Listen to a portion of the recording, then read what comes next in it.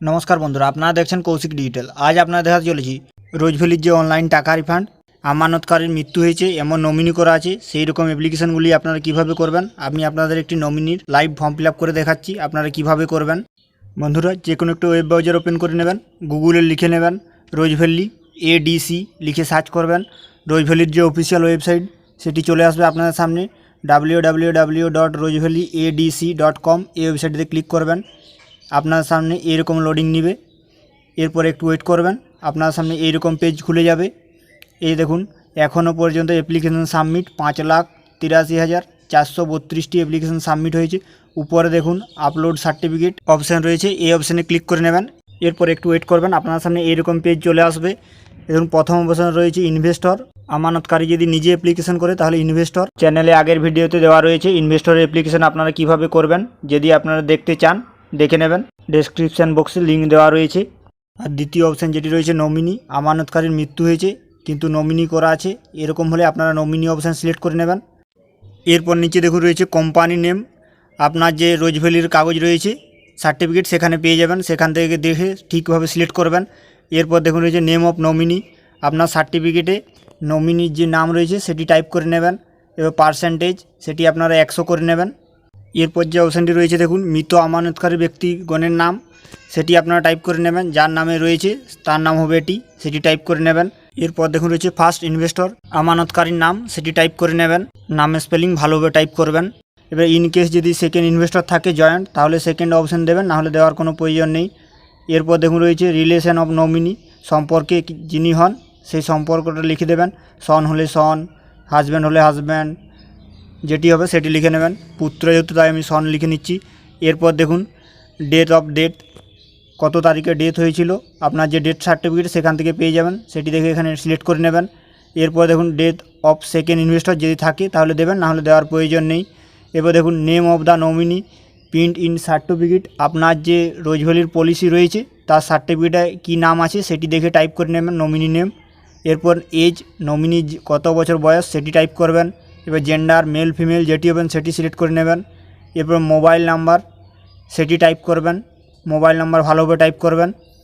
এরপর email ID যদি আপনার থাকে অবশ্যই দেবেন, না হলে দেওয়ার প্রয়োজন নেই।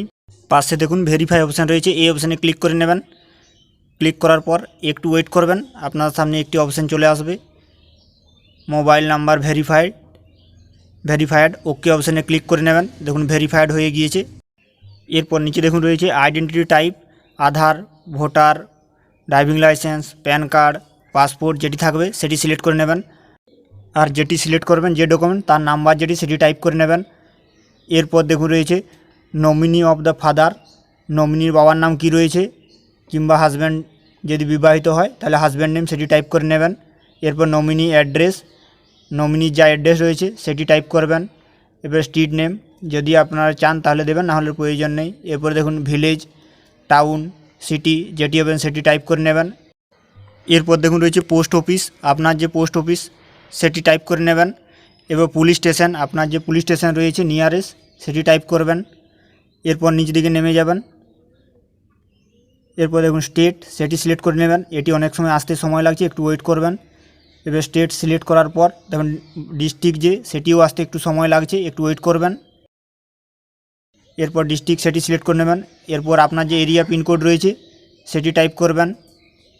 এরপর দেখুন রয়েছে bank account details of nominee, নমিনির যে ব্যাঙ্ক রয়েছে সেই ব্যাংকের নাম সেটি সিলেক্ট করে নেবেন। ব্যাঙ্ক নেম, যে ব্যাংকের অ্যাকাউন্ট হবে সেই ব্যাঙ্ক সিলেক্ট করবেন। এরপর দেখুন রয়েছে নেম অফ দ্য ব্রাঞ্চ, কোথাকার ব্রাঞ্চ সেটি টাইপ করে নেবেন। এরপরে ব্রাঞ্চ কোড, আপনার যদি পাসবইয়ে থাকে তাহলে ভালো, আর যদি না থাকে তাহলে গুগলে লিখে সার্চ করে নেবেন, তারপর গুগলে পেয়ে যাবেন, সেখান থেকে দেখে টাইপ করবেন। এরপর দেখুন রয়েছে সেভিং ব্যাঙ্ক অ্যাকাউন্ট নাম্বার, এটি ভালোভাবে টাইপ করবেন ব্যাঙ্ক অ্যাকাউন্ট নাম্বার।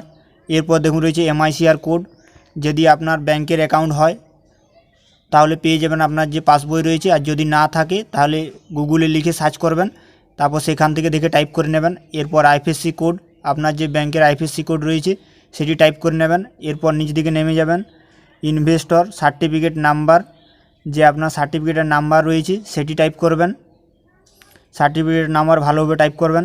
এরপর দেখুন যে name of the certificate holder, সার্টিফিকেটে যার নামে রয়েছে সেটি টাইপ করে নেবেন। এরপর দেখুন রয়েছে ডেট অফ ইনভেস্টমেন্ট, কত তারিখে সেটি করা হয়েছিল সেটি আপনার যে পলিসির কাগজ রয়েছে সেখানে পেয়ে যাবেন। এরপর দেখুন অ্যামাউন্ট অফ ইনভেস্টমেন্ট, টোটাল আপনি কত টাকা জমা করেছিলেন মেন যেটা সেটা টাইপ করে নেবেন। এরপর ডেট অফ ম্যাচুরিটি, কত তারিখে ম্যাচুরিটির ডেট ছিল আপনার সার্টিফিকেট থাকবে সেখান থেকে দেখে টাইপ করবেন। এরপর দেখুন রয়েছে আপনি কোম্পানি থেকে যদি কোনো টাকা ফেরত পেয়ে থাকেন তাহলে সেটি দেবেন, না হলে এটি জিরো করে দেবেন। এরপর দেখুন রয়েছে অ্যামাউন্ট অফ প্রিন্সিপাল অ্যামাউন্ট, মোট কত টাকা আপনি জমা করেছিলেন সেটি টাইপ করবেন। এরপর দেখুন আপনি যে কত টাকা পাওয়ার কথা ছিল সেটি এখানে টাইপ করে নেবেন, সেটি আপনার যে রোজ ভ্যালির সার্টিফিকেট আছে সেখান থেকে আপনি পেয়ে যাবেন। এরপর দেখুন কন্টিনিউ ফর ডকুমেন্টস আপডেট, এই অপশানে ক্লিক করবেন। ক্লিক করার পর আপনাদের সামনে এইরকম পেজ চলে আসবে।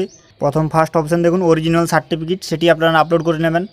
আর সেটি যদি না থাকে তাহলে কোম্পানি যদি অরিজিনাল জমা করে থাকেন তাহলে তার যে রিসিভ কপি সেটি আপলোড করে নেবেন। এবারে সেকেন্ড অপশানও সেম, যে কোনো আপনাদের কাছে একটি থাকবে, হলে প্রথমটি নাহলে দ্বিতীয়টি। যদি সার্টিফিকেট থাকে তাহলে সার্টিফিকেট আপলোড করবেন, না হলে যে আপনার রিসিভ কপি সেটি আপলোড করে নেবেন চুজ ফাইল করে। আপলোড হয়ে যাওয়ার পর পাশে দেখুন ঠিক চিহ্ন উঠে যাবে। এরপর অরিজিনাল ডেট সার্টিফিকেট সেটি চুজ ফাইল করে আপলোড করে নেবেন। আপলোড করার সময় অনেক সময় প্রবলেম হচ্ছে দেখবেন, ধরুন পাশে আপলোড অপশান রয়েছে, এই অপশানে ক্লিক করবেন। ক্লিক করার পর দেখুন এইরকম অপশান অনেক সময় চলে আসছে। ওকে করলে দেখুন পাশে ক্রস চিহ্ন চলে আসছে রেড কালারের। পুনরায় এটি আপনাকে আপলোড করতে হবে চুজ ফাইল করে। তারপর আপলোড অপশানে ক্লিক করার পর একটু ওয়েট করবেন, আপনার সামনে একটি অপশান আসছে অনেক সময়, আর অনেক সময় অটোমেটিক আপলোড হয়ে যাচ্ছে। এই দেখুন এরকম অপশান যদি আসে তাহলে ওয়েট অপশানে ক্লিক করবেন। দেখুন অটোমেটিক আপলোড হয়ে যাচ্ছে। অনেক সময় সার্ভার প্রবলেমে এরকম অপশান আসছে। এরপর দেখুন রয়েছে proof of identity proof documents, Aadhaar card, voter card, passport, ration card, driving licence যেটি থাকবে সেটি অরিজিনাল কপি চুজ ফাইল করে আপলোড করে নেবেন। এরপর দেখুন রয়েছে original address proof, Aadhaar, voter, driving licence, electric bill, phone bill, ration card সেটি চুজ ফাইল করে আপলোড অপশানে ক্লিক করবেন। এরপর একটু ওয়েট করুন, আপলোড হয়ে যাচ্ছে। এবার দেখুন ব্যাঙ্ক পাসবই, যে আপনার ফার্স্ট পেজ রয়েছে সেটি চুজ ফাইল করে আপলোড করে নেবেন। এবং অনেক সময় এরকম ক্রস চিহ্ন আসছে, তাহলে সেটি আরও পুনরায় আপলোড করতে হবে, একটু ওয়েট করবেন, সময় লাগছে, এখন সার্ভার প্রচুর জাম আছে তার জন্য।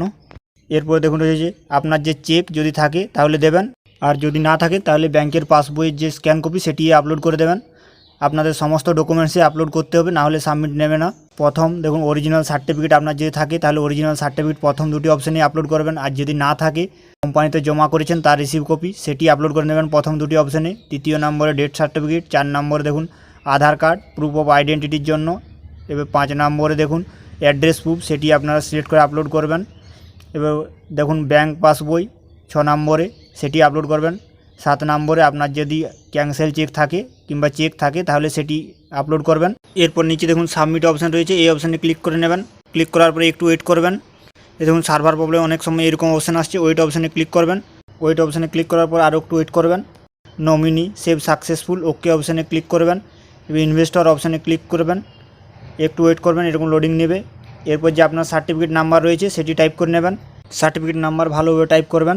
এরপর দেখুন একটি ম্যাথ আছে সেটি সলভ করবেন, এবং পাশে দেখুন সার্চ অপশান রয়েছে, এই অপশানে ক্লিক করবেন।